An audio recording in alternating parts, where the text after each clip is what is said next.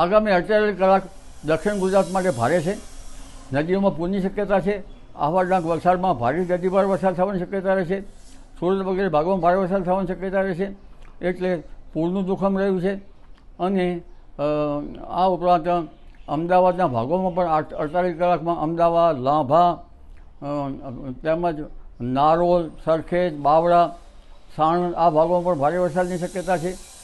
અને ત્યારબાદ જોવા જઈએ તો લગભગ દક્ષિણમાં સુરત, વલસાડ ઉપરાંત દક્ષિણ ભારતના ઉપરાંત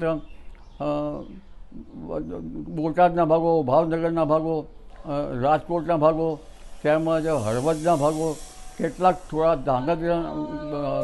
ધાંગધ્રાના ભાગો, સુરેન્દ્રનગરના ભાગોમાં કંઈક અંશે ભારે વરસાદ થશે. અને થાણ, ચોટીલા, લીંબડી ઉપરાંત લગભગ 10